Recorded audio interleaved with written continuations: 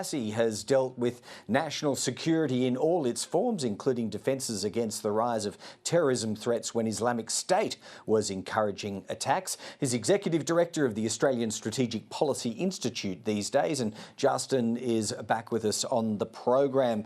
Justin Bassi, welcome. National security, why don't we start here at home? The attack in Sydney last night on an Assyrian Christian cleric has triggered a terrorism task force investigation. We've had plenty of warnings in recent weeks, haven't we, about the potential domestic spillover from the war in the Middle East. Is it likely that there could be any element of that contributing to events in Sydney?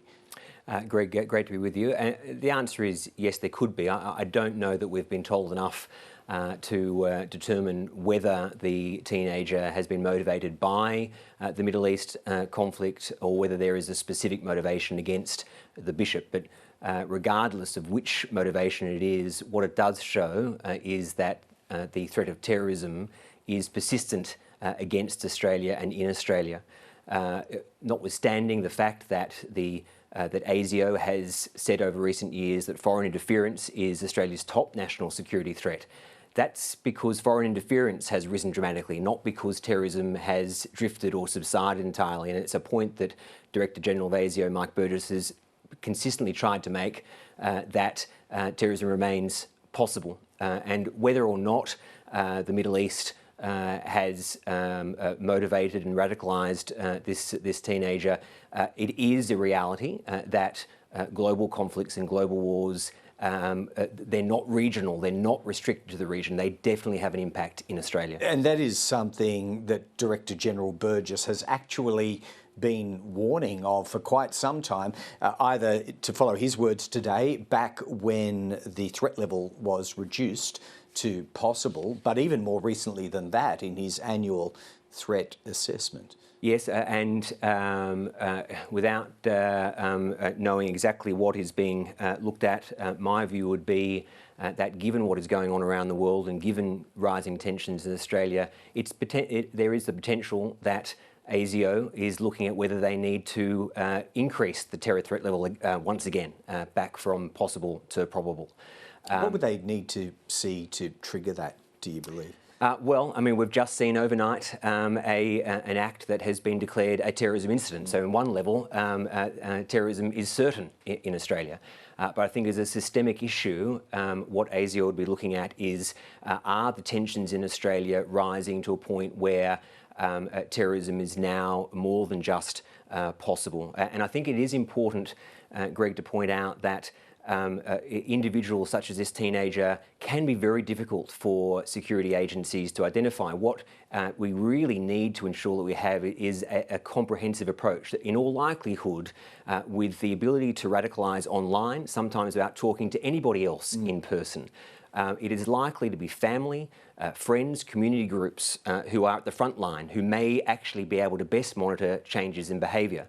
That needs to be combined with a fully resourced, appropriately resourced law enforcement and security agencies. Let's see where that investigation takes us. We'll bring you back home to other matters on the domestic front here in Australia in just a moment, Justin, but Israel-Iran hostilities, lots of predictions about whether this escalates with Israel retaliating against Iran. But what of those Iranian strikes at the weekend? What's your assessment of what's gone on?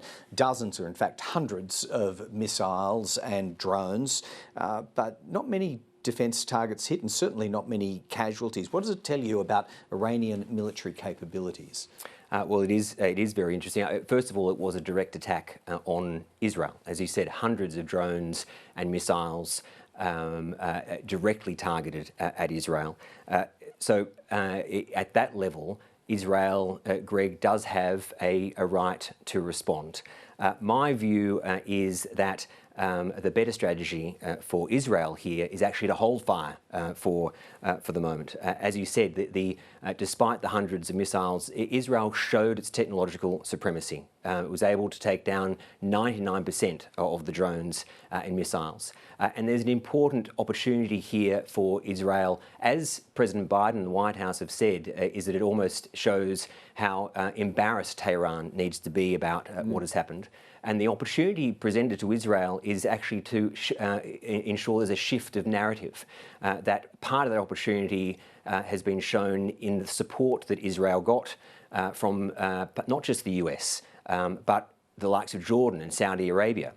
So instead, while a retaliation is justified, the opportunity is there to actually hold fire, reserve the right to retaliate, but to hold fire and make the world, ensure that the world recognises that Iran is the key state sponsor of terrorism in the region, that Iran is the key destabiliser in the region, and work with countries to ensure that we can hold Iran to account. Yeah, interesting analysis. I'm sure people will be analysing the events of the weekend for quite some time because it didn't quite match with conventional logic in some ways. Tomorrow, back here in Australia, Justin Bassi, the government will release the National Defence Strategy.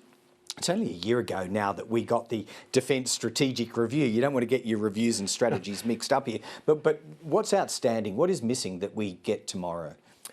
Well, as you said, since 2020, there have been three major, from tomorrow, there will have been three major documents. We had the white paper update in 2020. We had, as you said, last year's Defence Strategic Review. Tomorrow's National Defence Strategy, I think, is a very important document. What we're dealing with now is the world is moving so much. We just talked about the Middle East war. We've got war in Europe. We've got tensions in this region with China's collisions with the Philippines in the South China Sea. Things change rapidly, and the ability to provide these strategy updates more regularly is vital to ensure that the public is brought along the journey of why defence investment is necessary, particularly, Greg, in where there are fiscally constrained times. So we've got what I think we need to be looking for tomorrow is a strategy that shows the political commitment to resource the defence force that we need in an era, importantly, that is no longer about how to maintain stability. It's actually about how we need to regain the lost stability. Okay, so it's follow the dollars. What is needed, either over the next 4 years, which is what the budget will deal with, or in growth over 10? Well, in my view, what we need to look at is the reality of the strategic environment. What I hope we're able to see is that reality comes with a shift that instead of waiting till after the forward estimates to see quite a major uplift in defence spending, that it's recognised that it's needed now.